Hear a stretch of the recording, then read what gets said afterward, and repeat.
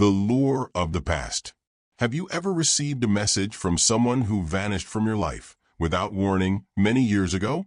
That's exactly what happened to me that night. I was at home, sprawled out on the couch, the sound of rain tapping against the window as a soothing backdrop. It was supposed to be just another uneventful evening until my phone vibrated on the table beside me. I picked it up lazily, expecting a random notification. But when I saw the message, my heart nearly stopped. "Lucas, it's been so long. Let's meet at our treehouse. I have something amazing to show you." Caio. Caio. That name hit me like a wave of nostalgia. My childhood best friend. My partner in adventures. The boy who disappeared from my life without any explanation more than 15 years ago. I remember how confused and lost I felt when he and his family just up and left. No goodbyes, no clues, nothing. And now out of nowhere, he reappears with this message. I reread the words on the screen, trying to process what I'm feeling. It's a strange mix of excitement, curiosity, and something else. Something I can't quite pin down. Maybe it's suspicion. Why did he wait so long? Why now? But then my mind starts to wander. I think about the old treehouse. How many hours we spent there, playing, planning our futures, swearing our friendship would never fade. I can almost smell the damp wood and hear the creak of the planks beneath our weight. Of course, he wants to meet there. It makes sense. But why does it make me so uneasy? Even with that unsettling feeling gnawing at me, my fingers start typing before I can stop them. "Caio? I can't believe it's you. What a surprise. When and where?" The response comes almost immediately. "Tonight. You know where to find me." Tonight? That catches me off guard. Who schedules a meeting so suddenly, after 15 years of silence? I glance out the window at the darkness and the rain. The woods where the treehouse still stands are only a few miles away, but there's something in the tone of his message that makes me hesitate. A part of me wants to ignore it, to set the phone aside and carry on with my night as if nothing happened. But another part is screaming at me to go, to find out what Caio has to say, what he wants to show me.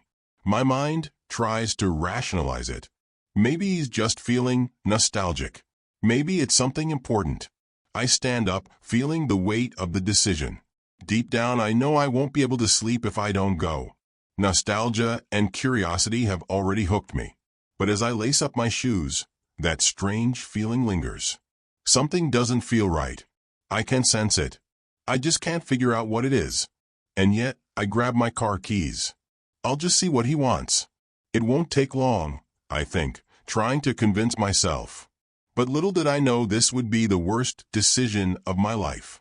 You know that wave of nostalgia, the kind that washes over you, bringing back memories you didn't even realize you had tucked away? That's what I felt as I thought about Caio's message. Every word seemed to transport me back to childhood, to that time when we were inseparable, two kids exploring the world together. But as comforting as the memories were, something about it felt off. The message. It wasn't just the fact that he had appeared out of nowhere after 15 years. It was the way he spoke, the details he mentioned. I couldn't explain it, but his words carried a weight they shouldn't have. Suddenly, I remembered something I'd buried so deep I'd almost forgotten it. Caio didn't just disappear. Nobody ever knew why. Not the neighbors, not his friends, not even the teachers at school. One day he was there, laughing and playing with me. The next he was gone, as if he'd never existed. I tried asking at the time, but no one had answers. And now he's back, speaking as if everything is normal, as if we'd just seen each other yesterday. I felt torn. Part of me wanted to believe this was just a casual reunion, but another, darker part of me knew there was something strange about this invitation. Then there was one detail in the message that hit me like a punch to the gut. He mentioned the secret. "Lucas, do you remember what we buried near the treehouse? It's still exactly where we left it. I want to show you the secret." How could I forget? It was our childhood pact, something we swore never to tell anyone. We buried that object near the treehouse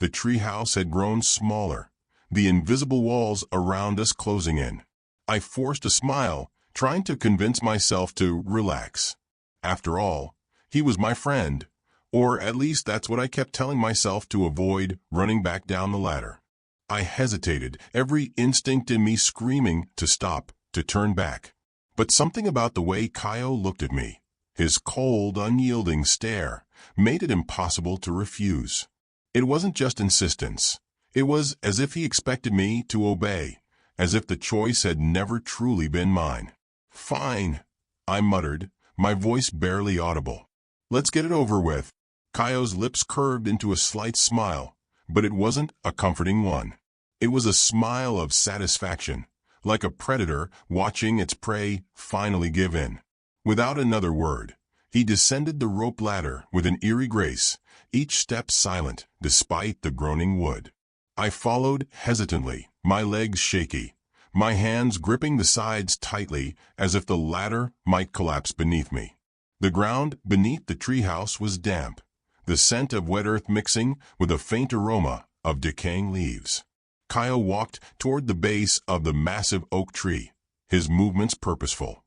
The flashlight in my hand illuminated the ground, casting long, unsettling shadows on the uneven terrain. "Here," he said, stopping abruptly and pointing to a patch of dirt near the roots. His voice was calm, almost detached, as if he were stating an undeniable fact. I recognized the spot immediately. The memory hit me like a freight train, Kaio and I, kneeling there as children, laughing nervously as we dug into the ground with our small hands, burying the secret that only we knew. At the time, it had felt like an adventure, a way to solidify our bond forever. But now it felt like something entirely different. Kaio handed me a rusted spade I hadn't noticed before, leaning against the base of the tree. "You should do it," he said, his voice devoid of emotion. "Why me?" I asked, my voice trembling. He tilted his head slightly, his eyes narrowing. "Because it was your promise to?" Reluctantly, I took the spade, its metal cold and damp against my palms. As I drove it into the ground, the sound of the blade slicing through the dirt echoed in the otherwise silent night. Each scoop felt heavier than the last, the air around me thickening with every movement. And then, after what felt like an eternity, the spade struck something solid. I froze, my breath catching in my throat. Slowly I knelt and began brushing the loose dirt away with my hands. My fingers scraped against something hard, smooth, and familiar. It was a small, metal box, its edges worn and tarnished with time. My heart pounded as I lifted it from the earth, its weight far greater than I remembered. "Open it," Kaio said, his voice low and commanding. I hesitated, looking at him for some kind of reassurance, but his face was unreadable. With trembling hands, I unlatched the box and lifted the lid. Inside, the memories came rushing back in vivid detail. The box contained remnants of our childhood, a small pocketknife, a friendship bracelet, a toy soldier, and a notebook. It was the notebook that caught my attention. Its leather cover was cracked and faded, but I recognized it instantly. I reached for it, my hands shaking as I opened the first page. My heart sank as I read the words scrawled in our childish handwriting. To never leave each other, to never break the promise, to always come back when called. Below the words were two signatures, mine and Kaio's, written in blood. I felt a chill crawl up my spine as I flipped through the pages. At first it seemed innocent doodles, notes about our adventures and silly plans for the future. But as I reached the later pages, the tone shifted. The handwriting became frantic, the words darker. The forest watches. The pack binds. "We are theirs now. What is this?" I asked, my voice barely a whisper. Kaio crouched beside me, his expression unreadable. "You wrote it, Lucas. Don't you remember?" "No," I said firmly, shaking my head. "I don't remember any of this. This wasn't me." "But it was," he insisted, his voice calm but unwavering. "You just forgot. They let you forget until it was time." "Time for what?" I snapped, my fear boiling into frustration. For the pact to be fulfilled, he said simply, standing and gesturing toward the treehouse. I followed his gaze and froze. The treehouse, once a nostalgic relic of our childhood, now looked different. The wooden planks seemed darker, the structure more menacing. Shadows danced across its surface, moving unnaturally in the dim light. "Kaio, what is this? What's happening?" He turned to me, his expression softening for the briefest moment. "You'll understand soon, Lucas. They're waiting." "Who's waiting?" I demanded, stepping back instinctively. But Kaio didn't answer. Instead, he stepped toward me, his movements deliberate, his smile returning. And in that moment, I realized the truth. This wasn't about friendship. This wasn't about nostalgia or a reunion. This was about the pact. And whatever we had bound ourselves to as children, it had come to collect. I turned to run, but the air around me seemed heavier, the shadows stretching toward me as if alive. The notebook fell from my hands as I stumbled back, my mind racing. "Lucas," Kaio said, his voice almost tender now, "you can't leave. The pact won't let you." As his words echoed in my ears, the forest seemed to close in, the darkness swallowing the edges of my vision. And for the first time, I truly understood. I had never really escaped. I had always belonged to them. He leaned in closer, his voice dropping to a chilling whisper, and said, "Because it's not about what we found, Lucas. It's about what found us." The weight of his words pressed down on me like a vice. My breath hitched, and the forest around us seemed to grow darker, the shadows creeping closer as if drawn by his revelation. What are you talking about?" I stammered, my voice barely audible. Kaio straightened, his face now completely devoid of the boyish warmth I once knew. "That thing, the tooth, it's not just an object. It's a tether, a link to something that doesn't belong in this world.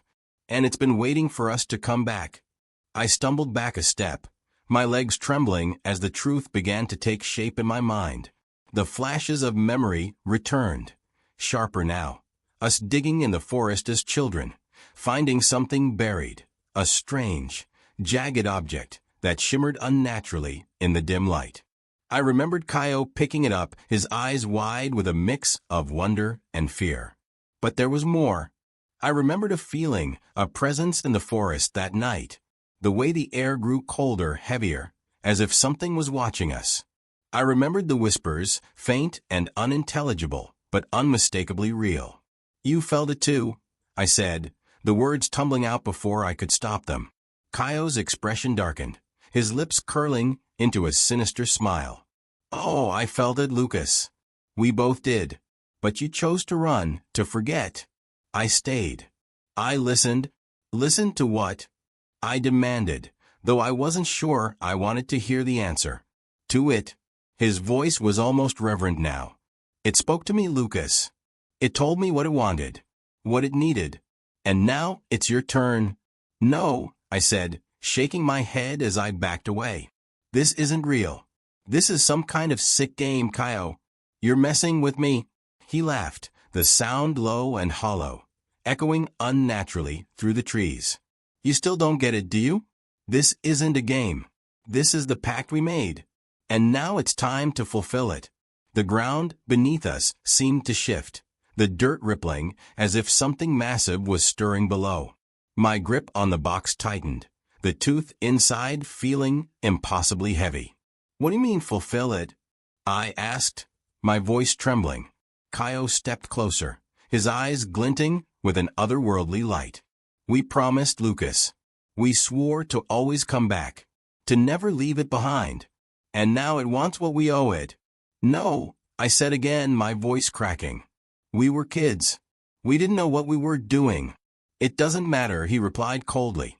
"A promise is a promise, and it's time to pay the price." Before I could respond, the ground beneath the tree split open with a deafening crack. A black void yawned wide, and from its depths emerged a writhing mass of shadow and tendrils, its form shifting and undefined, yet undeniably alive. The thing from our childhood. The thing we unearthed. It was here. And it was hungry. "Welcome back," Kaio said, his voice laced with a twisted glee. I dropped the box and turned to run, but the forest seemed to close in around me. The shadows reached out like claws, and the air was filled with a sound I couldn't describe. Part growl, part scream, part whisper. I didn't know if I could escape, but one thing was certain. Whatever we had awakened that day, it wasn't going to let me go without a fight. "I didn't choose this," he said, his voice now dripping with both pain and fury. The thing in front of me wasn't Kaio anymore, not the friend I remembered. His face, twisted and barely human, seemed to shift in the dim light, like something that didn't fully belong in this reality. His body moved unnaturally, jerking and contorting as if it were being puppeted by something far older and far crueler. "Kaio, what happened to you?" I asked, my voice trembling. He tilted his head, the motion unnervingly sharp. "You still don't get it, do you? It was never about me, Lucas. It's about us. The pact, the promise, it tied us to this place. To it." I shook my head, taking another step back, though I knew it was futile. No, that's not true. We were just kids. It didn't mean anything." Kaio let out a laugh, a hollow, echoing sound that sent chills down my spine. "You can tell yourself that, but it doesn't matter. It never mattered. The moment we found it, the moment we made the pact, we became theirs." "Theirs? Whose?" I demanded, my voice breaking as the forest seemed to close in around us. The shadows grew darker, the air heavier. "The ones who were here before us," he said, his tone almost reverent. "The ones beneath the soil in the roots of these trees, in the very air we breathe. They've been waiting, Lucas. And now they're ready." The ground beneath me began to shift, the dirt rippling as though something massive was stirring just beneath the surface. I staggered, nearly falling as the forest erupted in a cacophony of groaning wood and whispering voices. "Kaio, please," I begged, my voice raw with desperation. "We can stop this. We can break the pact." But his face contorted into something monstrous, his eyes gleaming with an unnatural light. "There is no breaking it. There is no escape. You can't run from what you are." The ground split open with a deafening crack, and from the darkness emerged something I could barely comprehend. It wasn't a creature. It was a presence, a vast, writhing mass of shadow and tendrils, its form constantly shifting and impossible to fully perceive. It moved with a purpose, the tendrils reaching toward me, pulling at the edges of my mind. I felt its hunger, its malice, and its ancient, unrelenting will. Kaio stepped aside, his twisted smile returning. "It's time, Lucas. Time to fulfill our promise."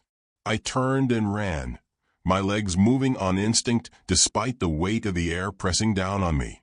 The forest seemed alive now, the trees closing in, their branches clawing at me as I stumbled through the darkness. The whispers grew louder, forming words I couldn't understand, but felt deep in my bones. My lungs burned, my vision blurred, but I kept moving, driven by pure terror. I burst into a small clearing, the moonlight cutting through the trees just enough to illuminate the space. For a brief moment, I thought I'd escaped. But then I saw them. Figures stood in the shadows at the edge of the clearing, their faces obscured, but their eyes glowing faintly. Dozens of them, maybe more, watching silently, their presence suffocating. And then I heard it. The voice. "Lucas." It wasn't Kaio. It wasn't anything human. It was deep, resonant, and ancient, echoing not just in the air, but inside my very mind. "You cannot run from what you owe." The shadows in the clearing began to shift, converging toward me. The tendrils emerged once more, reaching out, wrapping around my legs, my arms. I screamed, fighting against their pull, but it was like trying to resist the tide. "Please," I cried, my voice breaking. I didn't know. I didn't mean it. But the voice was unrelenting. "Promises are eternal. And you belong to us." As the darkness closed in, swallowing the clearing, I caught one last glimpse of Kaio. He stood at the edge of the shadows, his expression strangely peaceful, as if he had finally found solace in the chaos.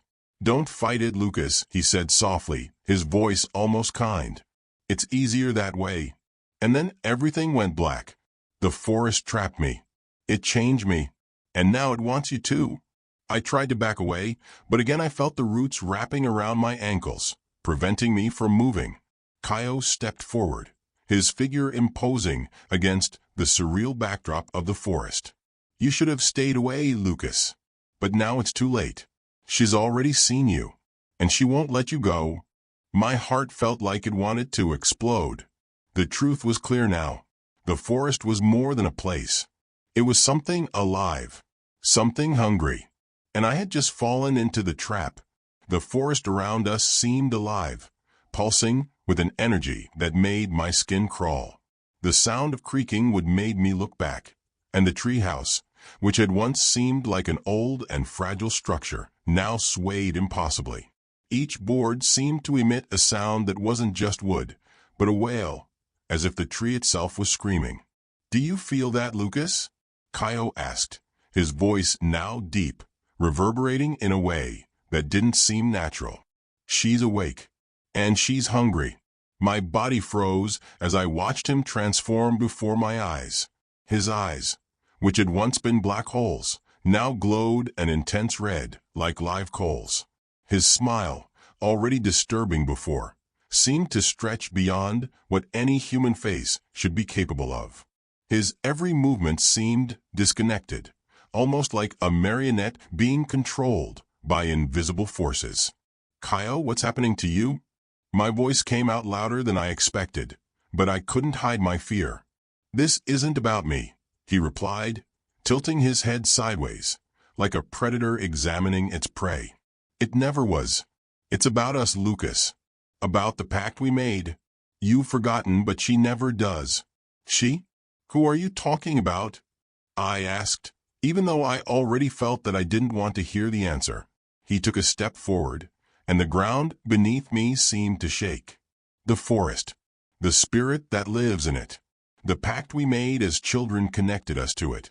And now, Lucas, it's time for you to do your part." My hands began to shake. The images of the past flooded my mind again. The two of us in the treehouse, the oath, the mixed blood, but there was more. Something my mind was still reluctant to accept. Something we buried along with that tooth. "You're lying," I retorted, trying to sound confident, but feeling the weakness in my voice. "It was just child's play. None of this is real." Kaio laughed, a sound that seemed to come from deep within the earth. "You think it was a joke? We invoked something, Lucas. Something that listened to us. It gave us everything we asked for. But everything has a price." Suddenly, the treehouse swayed violently, and I overbalanced, falling to the ground. The boards began to creak deafeningly, and the wood seemed to squirm, as if the structure itself were alive. "Kaio, stop!" I shouted, trying to get up, but he no longer seemed to hear me. His body continued to distort, his limbs stretching grotesquely. His smile continued to expand, and his eyes, now intense flames, seemed to pierce my soul. "She transformed me," he said, his voice now echoing as if it were part of the air itself. "And now, Lucas, she wants you. Because, without you, the pact isn't complete. I won't be part of it." I shouted, stepping back as he took another step forward. "You have no choice," he replied with a tone of inevitability. "You promised. You swore. And now you belong to her, just like me." My mind was in a panic trying to find a way out, but the forest around me seemed more and more alive, more and more enclosed. And the treehouse, now a twisted monstrosity, seemed to be the heart of this ancient, hungry entity. My mind screamed at me to run, but my body seemed paralyzed, trapped in the horror before me. Kaio, or what he had become, was motionless for a moment, but his glowing eyes and grotesque smile stared at me like a predator savoring its prey before the attack. "You can't run away," he said, his voice reverberating through the forest. But I tried anyway. With an almost superhuman effort, I broke the grip of the roots that were tangled around my ankles and started to run. Every step was a struggle, as if the ground was alive, trying to pull me back. The branches of the trees stretched out like twisted arms, trying to grab me. Behind me, I could hear laughter. It wasn't just coyotes. They were children's voices, distorted, echoing through the forest, familiar voices. Voices from the past. "You thought you could forget about us, Lucas," one of them whispered, too close to my ear. I tried to ignore it, focusing only on getting away. But the memories came in waves, mixed with laughter. Images of childhood, faces of children who played with us in the forest, and then disappeared. What happened to them? I whispered to myself, my heart racing.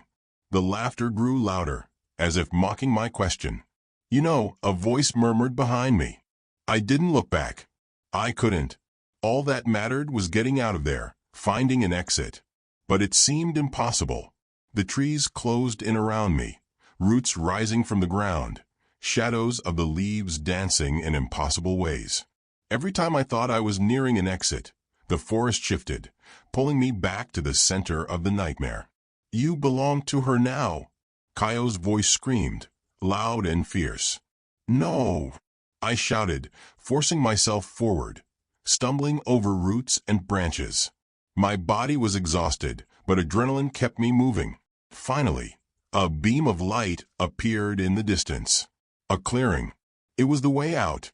I poured all my remaining energy into running, ignoring the branches scratching my skin and the voices still whispering dark secrets. When I crossed the line of trees, the air changed. It was colder, cleaner. The silence of the forest was replaced by the distant sound of rain and the normal rustling of leaves in the wind. I looked back expecting to see Kaio or something following me, but the forest seemed normal, just a line of dense, quiet, and motionless trees. My body collapsed to my knees, and I took deep breaths, trying to process what had just happened. I grabbed my phone, trying to call for help.